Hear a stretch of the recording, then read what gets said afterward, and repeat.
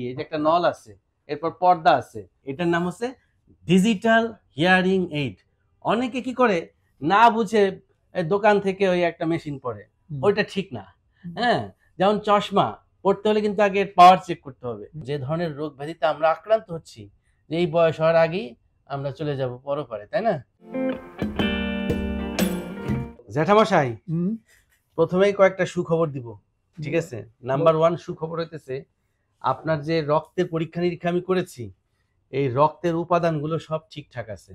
হ্যাঁ, আপনার এই বয়সেও হিমোগ্লোবিন ঠিক আছে, রক্তের ইএসআর ঠিক আছে, টোটাল কাউন্ট ঠিক আছে, অন্যান্য যে কাউন্টগুলো আছে ডিফারেন্সিয়াল কাউন্ট সব ভালো আছে। বয়স হলেও আমি চিন্তা করছিলাম যে আপনার ক্যালসিয়ামের ঘাটতি আছে কিনা, তারপর আপনার ভিটামিন ডি এর ঘাটতি আছে কিনা। তো ঠাকুরের কৃপায় এগুলো একদম পারফেক্ট আছে। ভিটামিন ডি কিন্তু ম্যাক্সিমাম মানুষের ঘাটতি, কিন্তু আপনার কিন্তু কোনো ঘাটতি নেই। কারণ এই যে আপনি গ্রামে থাকেন, সূর্যের আলো গ্রহণ করেন, এই জন্য ভিটামিন ডি ঠিক আছে। হরমোনের দিক দিয়ে আপনি ফার্স্ট ক্লাস, মানে সব ঠিকঠাক আছে, হরমোনের কোনো ঘাটতি নাই। তবে একটা জিনিস আমরা একটু ঘাটতি পেয়েছি, যে আপনার কানের যে শ্রবণ ক্ষমতা সেইটা একটু কমে গেছে। যেমন দেখেন, আপনার তো চুল এখন পেকে গেছে, তাই না? হ্যাঁ, কারণ কি? কারণ হচ্ছে যে আপনার বয়স এখন কত, 85-র উপরে, 85, তাই না? কিন্তু এই সৌভাগ্য হয়তো বা আমাদের নাও হইতে পারে, কারণ যে ধরনের রোগ ব্যাধিতে আমরা আক্রান্ত হচ্ছি, যে এই বয়স হওয়ার আগেই আমরা চলে যাব পরপারে, তাই না? তো এটা একটা ভালো খবর। এটা একটা ভালো খবর। তো আপনার যে শ্রবণের ঘাটতিটা আছে, এটাকে বলা হয় age related sensory neural hearing loss. আমরা নর্মালি 20 থেকে 25 ডেসিবেল হিয়ারিং এর মধ্যে শুনি, কিন্তু আপনি শুনতেছেন 56 ডেসিবেলে। তার মানে যে আপনার যে খুব বেশি লস হয়েছে তাও না, কিন্তু 36 ডেসিবেল লস আছে, এবং বাম কানে 38 ডেসিবেল লস আছে। আপনি এটা কোনো রোগের কারণে হয় নাই, কিন্তু বার্ধক্যজনিত, অর্থাৎ age related sensory neural hearing loss. আমাদের যে হেয়ার সেলগুলো আছে, এই যে দেখেন আমরা কিভাবে শুনি। হ্যাঁ, এই যে প্রথমে কান, এই যে কানের এটা আমরা দেখি, এই যে একটা নল আছে, এরপর পর্দা আছে, পর্দার পিছনে 3টি হাড় আছে, ম্যালিয়াস, ইনকাস, স্টেপিস। তারপরে এই যে একটা শামুকের খোলসের মতন একটা জিনিস দেখা যাচ্ছে, এটার নাম হচ্ছে ককলিয়া। তো প্রথমে এখানে শব্দ তরঙ্গ পর্দায় যায়, পর্দাটা বাড়ি খাওয়ার সাথে সাথে পর্দা এভাবে কাঁপে। এই যে আমি যদি কম্পন দেখাই, এভাবে কাঁপতে থাকে পর্দা। এই কম্পনের সাথে সাথে কি হয়, এই 3টি হাড় স্টিমুলেটেড হয়, ম্যালিয়াস, ইনকাস, স্টেপিস। এটার মধ্য দিয়ে শব্দ তরঙ্গ আঘাত করে কোথায়, এই ককলিয়াতে। আর এই ককলিয়ার মধ্যে আছে হেয়ার সেল, শ্রবণ কোষ। এই শ্রবণ কোষগুলো তখন একটা ইলেকট্রিক্যাল সিগন্যাল তৈরি করে, যেটার নাম হচ্ছে অ্যাকশন পটেনশিয়াল। সেইটা আবার এই নার্ভ দিয়ে, ককলিয়ার যে নার্ভ, এই নার্ভ দিয়ে আমাদের ব্রেনের মধ্যে যখন যায়, ওখানে যে সুইচ অন হওয়ার সাথে সাথে আমরা শুনি।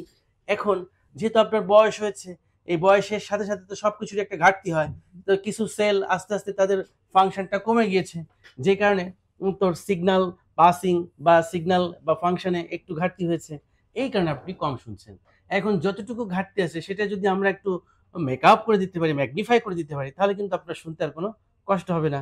আর সেটার জন্য আমি কি করেছি, এই যে দেখুন আপনার কানের মধ্যে আমি একটা ডিভাইস দিয়েছি, এটার নাম হচ্ছে ডিজিটাল হিয়ারিং এইড।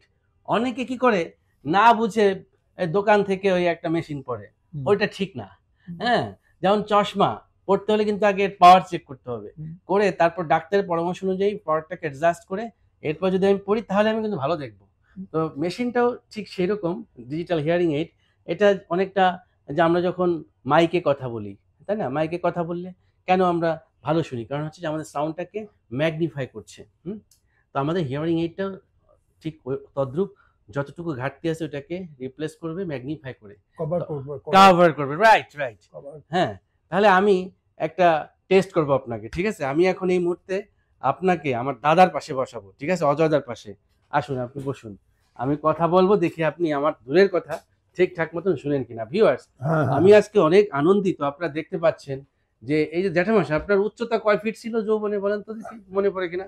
5 ফুট 10 ইঞ্চি। 10 ইঞ্চি, মানে প্রায় 6 ফুটের কাছাকাছি। দেখুন, সুঠামো দেহের অধিকারী আমার যে জ্যাঠামশাই। হ্যাঁ, আমাদের যে গ্রাম, এটি হচ্ছে ফুলবাড়িয়া গ্রাম। এটা ফরিদপুর জেলার সালতা উপজেলার একটি গ্রাম। সেই গ্রামের অত্যন্ত বিজ্ঞ মানুষ। ছোটবেলায় থেকে দেখতে পাচ্ছি তার যে এইরকমই আমি দেখেছি, যদিও বয়সের সাথে কিছুটা তার শারীরিক পরিবর্তন হয়েছে, কিন্তু সে বীর দর্পে চলেছে। তার সবগুলো ছেলে প্রতিষ্ঠিত।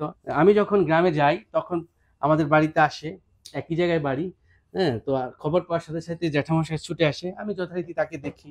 যেহেতু আমি ইএনটি চিকিৎসক, ইএনটির বাইরেও তার সমস্ত প্রবলেমগুলো নিয়ে যখন আমার কাছে বলে, তখন আমি সেগুলো সলভ করার চেষ্টা করি। তার মাঝখানে গ্যাস্ট্রিকের প্রবলেম ছিল, সেটাকেও অনেকটা সলভ করতে পেরেছি। এরপর তার জিহ্বা একটা প্রবলেম ছিল, সেটাকেও সলভ করতে পেরেছি। এরপর তার দীর্ঘদিনের একটা মানে কষ্টের কথা আমাকে শেয়ার করেছে যে, "বাসু, আমি আগের মতন শুনি না, আমার শুনতে সমস্যা হয়।" হ্যাঁ? তো এটা নিয়ে তার একটু মনটা ভেঙে গিয়েছিল। তা আমি বলেছিলাম, জ্যাঠামশাই আপনি ঢাকাতে আসলে এটা আমি করব। তো শ্রবণের যে বিষয়টা ছিল, সেটা আমি মনে করি আজকের পর থেকে পুরোপুরি মিটে যাবে। আমি একটু চেক করে দেখি। হ্যাঁ, খেয়াল করবেন প্রিয় দর্শক, আপনারা যারা আমার ভিডিওটি দেখবেন, আপনাদের ঘরেও কিন্তু এরকম বয়স্ক মানুষজন রয়েছেন। কারো হয়তোবা দিদিমা, কারো ঠাকুমা, কারো দাদা, কারো দাদি, নানা, নানি। তো আসলে এই মানুষগুলো কিন্তু আমাদের জন্য অনেক কিছু করেছেন। দিন শেষে এই বয়সে যদি আমরা তাদেরকে একটু শান্তি দিতে পারি, বিশেষ করে দেখা যায় যে যারা ইসলাম ধর্মাবলম্বী দাদা, আমার কাছে অনেকেই কষ্টের কথা বলে যে, "আমি এখন আযানের ধ্বনি শুনি না।" আবার যারা সনাতন ধর্মাবলম্বী তারা বলে যে, "আমি এখন শঙ্খের ধ্বনি শুনতে পারি না।" সন্ধ্যার সময় তো একটা শঙ্খ ফুদিত এবং ওটা শোনার সাথে সাথে সে কিন্তু সবাই বাজার থেকে ঘরের দিকে রওনা হতো। তাই না জ্যাঠামশাই? যে সন্ধ্যা হয়ে গেছে। হ্যাঁ, যাই এবার যেয়ে বাড়িতে যেয়ে একটু পুজো করি। তো এই জিনিসগুলো যারা বয়স্ক যারা তারা কিন্তু এই শঙ্খের ধ্বনি, তারপর আযানের ধ্বনি এগুলোকে অনেকটা হ্যাঁ, এটাকে ঘড়ির মতন ব্যবহার করত। এটাই তাদের কাছে ঘড়ি। হ্যাঁ? আমরাও তো। আমরা যখন শঙ্খের ধ্বনি শোনার সাথে কিন্তু খেলা ওইখানে স্টপ।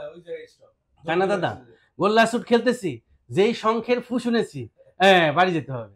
আমাদের যে এখন সাউন্ড পলিউশন হচ্ছে, শব্দ দূষণ হচ্ছে এবং এই যে নগরায়ন, এই যে এনভায়রনমেন্টাল পলিউশন, সাউন্ড পলিউশন এর ফলে সারা পৃথিবীতেই প্রতি বছর হ্যাঁ, লাখ লাখ মানুষ শ্রবণ ক্ষমতা হারিয়ে ফেলছে এবং বলা যাচ্ছে যে কয়েক বছর আজ থেকে ৩০ বছর পর প্রায় 50% পপুলেশনেরই শ্রবণ ক্ষমতা হ্রাস পেয়ে যাবে এবং তখন কিন্তু এই ডিভাইসগুলো আল্টিমেটলি আমাদেরকে নিতেই হবে। আমি একটু জ্যাঠামশাই আপনাকে একটু কথা বলতে চাই দূর থেকে। যেমন আপনি কাছের থেকে তো আগে শুনতে কষ্ট হতো, তাই না? আপনি কি বলতে পারবেন আজকে কি বার? আমি আজকে কি বার? হ্যাঁ, আজকে সোমবার না? আজকে সোমবার। একদম ১০০% ঠিক আছে। সোমবার। আচ্ছা, আ জ্যাঠামশাই আপনি একটু স্মরণ করুন তো, আপনি যে স্কুলে ১ম চাকরি করেছিলেন সেই স্কুলের নাম কি? বিষ্ণুদ্বীপ সরকারি প্রাথমিক বিদ্যালয়। আচ্ছা। আ আপনি কত সালে ম্যাট্রিক পরীক্ষা পাস করছেন? 59 সালে। ১৯৫৯। 1959। সো ভিউয়ার্স দেখুন, হ্যাঁ? যে মানুষটি ১৯৫৯ সাল অর্থাৎ আমার জন্মের কয়েক বছর আগে আপনি তখন সেই আমলের এসএসসি পাস। এটা তো আসলে চিন্তাই করা যায় না। এই যে একটি বিষয় আমি খেয়াল করলাম যে জ্যাঠামশায় এই আজকে ৮৫ বছর জীবনে এসেও তার স্মৃতিচারণ করতে পারছে। তার মানে তার মেমোরিটাও কিন্তু অনেক শার্প। কারণ হচ্ছে যে তিনি শিক্ষকতা পেশায় ছিলেন, স্টুডেন্ট পড়িয়েছেন, এটি একটি বিষয়। দ্বিতীয়ত হচ্ছে যে তার চলন-বলন, কথন সবকিছু একটি ব্যক্তিত্বের বহিঃপ্রকাশ। তো আমরা চাই এই মানুষগুলোর পাশে থাকতে। আমরা চাই এই মানুষগুলোর জন্য বাকি জীবনটাও তাদের কমফোর্ট জোনের মধ্যে থেকে অতিবাহিত করতে পারে। তো আজকে জ্যাঠামশাই সবকিছু শুনতে পাচ্ছে। আমি তার কি বলবো যে সন্তান হিসেবে তার পাশে থেকে তাকে যে চিকিৎসা করতে পেরে আমার সবচেয়ে বেশি আনন্দ লাগছে। আমি একটু দাদার কাছ থেকে শুনবো। হ্যাঁ, আপনি খেয়াল করলেন সে দূরের থেকে আমার সব কথা শুনতে পাচ্ছে। হ্যাঁ। তো এই যে জ্যাঠামশাই কথা স্পষ্ট শুনতে পাচ্ছে এবং বুঝতে পারছে এবং সে অনুযায়ী উত্তরও কিন্তু দিতে পারছে। এই সিনারিওটা দেখে আপনার কেমন লাগছে? না, ইট ইজ রিয়েলি ভেরি কি বলবো আমার আবেগের একটা ব্যাপার যে প্রথমত ধরো এই বয়সে বাবা যে মেমোরি সে রিকল করতে পারতেছে, আমি অনেক কিছু পারি না, বাট উনি পারতেছে। আর এই শোনাটা নিয়ে উইদিন দ্য ফ্যামিলি বা তার মধ্যে তো একটা ব্যাপক ডিসস্যাটিসফ্যাকশনটা ছিল। ক্লিয়ারলি শুনতে না পারলে অনেক সময় মার সাথেও তার আন্ডারস্ট্যান্ডিং এর প্রবলেম হয়ে যাচ্ছে। This problem will be solve.